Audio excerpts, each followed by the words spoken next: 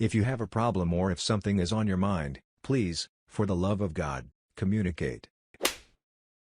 What's the biggest relationship deal breaker? Relying on me for his own self-worth. Had an ex that would only do things to please me. Everything was for me. When I told him he had to do things for himself, his own self-worth, he would ignore it and say, well, if it would make you happy. Needless to say, it didn't work out. Inability to admit he or she is wrong. Conflicts, arguments and debates are going to come up all the time in relationships, and naturally sometimes I will be right and sometimes I will be wrong. I try my best to always identify the times when I am in the wrong and acknowledge that, usually by apologizing. If the other person can't do the same, then I feel like I am the only one trying to make it work. I just don't want a partner who's gonna go along with everything I say or do. If you think I'm wrong, or messing up, tell me. I love a partner who challenges me and is strong and confident. Nothing is more attractive than that. I dated a guy who was extremely passive once. It made me crazy. Just because I suggest something doesn't mean it is the only option. And having to make every decision is very annoying. The guy who had me on a pedestal. I could do no wrong and I was perfect in his eyes. I thought I'd find that sort of thing romantic, growing up, until it actually happened. It was weird. The guy I ended up marrying does not hesitate to call me out on my BS and he treats me like a normal human being. I love it. Not being responsible with money and not living within their means. I can't handle being with someone who is chronically broke from overspending. I've got stupid hobbies and often buy lunch, but I've got money going to savings, investments and retirement. If you're just pissing away money and are in constant debt, that's a big deal breaker to me.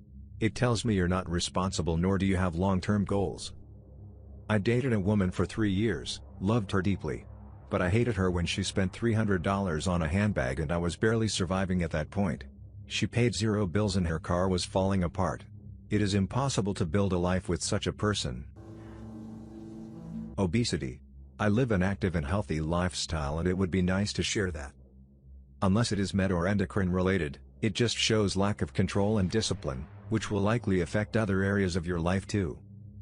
Thinking long term, I do not want to see the diabetes develop, push you in your wheel, and take care of the other undoubtedly health problems that develop which are avoidable due to this. Wanting kids and getting married. If the two of you can agree on whether or not you want children or marriage, then the relationship isn't going to work out, no matter how long it goes on or how well you fit together. There are a lot of things on which you can compromise, but those two issues literally have no middle ground to settle on. I was dating someone for 5 years. I didn't want kids, she did. I think we put it off because we couldn't get enough of each other and clicked on almost every level except how we felt about kids. Maybe we both thought our minds would change and we'd land on the same page like with almost everything else, but it didn't happen. When I broke up with her I was in pieces, but I knew it was the right thing since I don't have a parenting bone in my body. I miss her, and I think about her from time to time, and I wonder how things would have been. But I just don't want kids and I know my life would be infinitely more miserable if I stuck around. Over clinginess. I'm sorry, but if you're seriously going to be mad at me because I read your message and didn't reply in less than 3 minutes, then it's just not going to work. I need you to find a way to keep yourself busy because I do a lot of stuff that isn't going to involve you. And I'm not going to try to include you in the things outside of your interest because I don't want to ruin my enjoyment of something hoping you're having a good time. We can even be together on the couch, but don't rely on me to keep you entertained. Read a book or play Candy Crush or something while I do my thing. I'll rub your feet during cutscenes or commercials. Being extremely submissive and relying on me for everything is unattractive. I want a partner, not a pet. I'd want someone that, if I happen to die because a meteor crashed on me, after some time mourning, could move on and live a fulfilling life without me. When she's legitimately boring and has 0% independence. All of your conversations turn into small talk. She has a surprising lack of true hobbies. She always wants to do what you want to do, and she wants to do everything with you. No, I'm not going to take you with me everywhere I go. No, I'm not going to stop hanging out with my friends. No, I'm not going to stop engaging you in my hobbies. No, I'm not going to check in with you tens of times a day just to let you know where I am and what I'm doing. When she lacks that excitement and drive to be her own person, then she's just boring. Religion. I had a Christian girlfriend and her family found out I was an atheist and suddenly it was a big issue. She asked me to come to church with her and I said sure.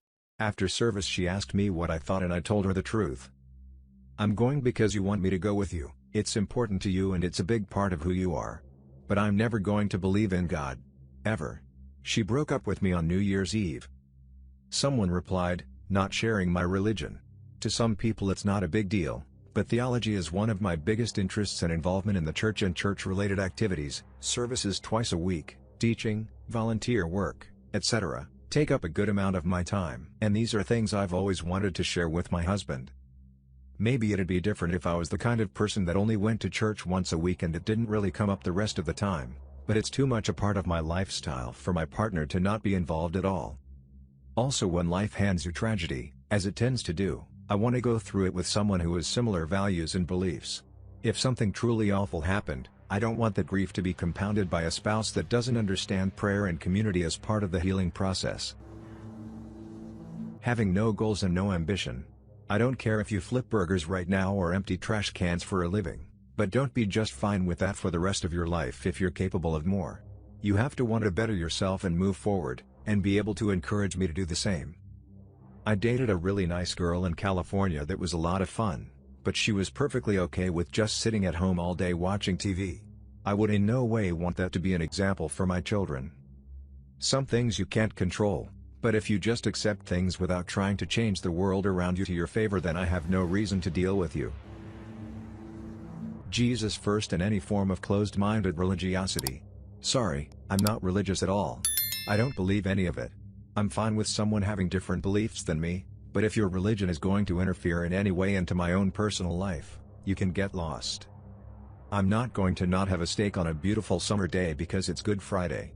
I'm not going to get berated for saying God damn it when I'm pissed off about something. I don't have the patience to deal with someone feeling guilty for having intercourse or insecure about their sexuality.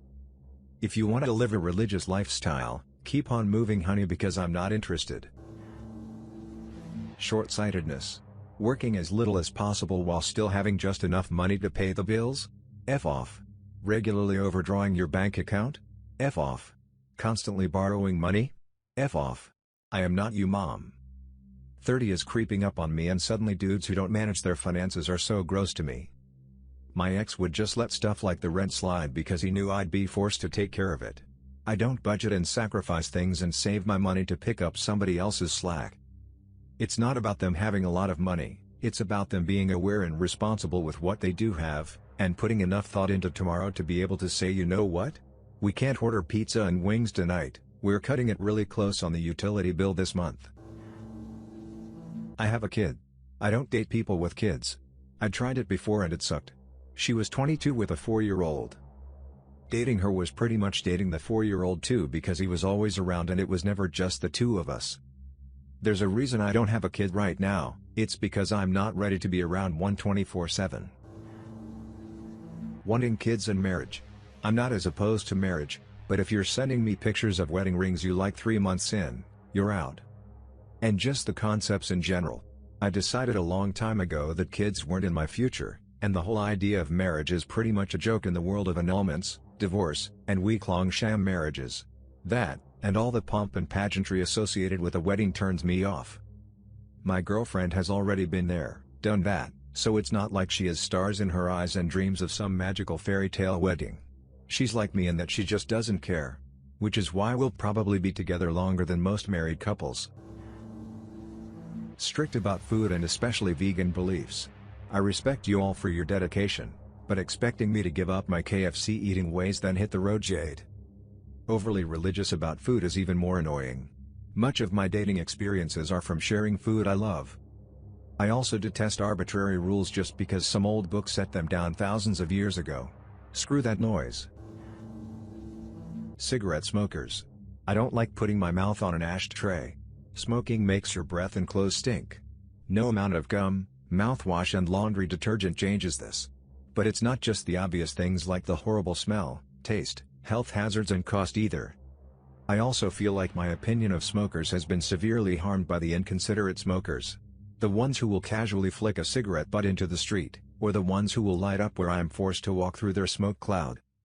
I don't know what percentage of smokers are these inconsiderate people, and it will probably be impossible to fully tell, as I probably don't even know that the considerate smokers are smokers in the first place. However, I immediately think a little less of a smoker when I find out. I know that makes me sound mean, but with the vast majority of my experiences with smoking being negative, I can't really help it. If I realize they are a smoker, that opinion of them goes straight back to something negative. Pet owners. I love animals, I just don't want to own one. And I don't like dogs. No, I won't go out and harm dogs, I just don't want one anywhere around me. But if this isn't something we can agree on, then the relationship won't work out. Laziness and lack of career motivation. Fine in high school, but I'm in my 30s. I wouldn't date a guy at this point who hasn't figured out what he wants to do, or is working a menial job and doesn't care enough to get out of it. This doesn't make someone a bad person, I'm just not attracted to it at all. I've worked hard to thrive in my own career. Someone who is happy to sit around and coast by, completely depends on their parents or friends for financial support, doesn't want to go out and experience the world is an absolute no-go.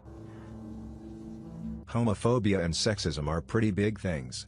My best male friend is getting married to his boyfriend soon, and I'm the maid of honor, and we already live in such a bad country when it comes to LGBT+ positivity that I do not want to deal with it in my personal life. Recently I was told that my expectations were too high. Wanting a decent human being for a partner is apparently an unreasonable request. Sexism and homophobia should not be considered normal, so you have every right to not want it in the people you date. A sense of humor that isn't compatible with mine. I dated a girl who never got my humor.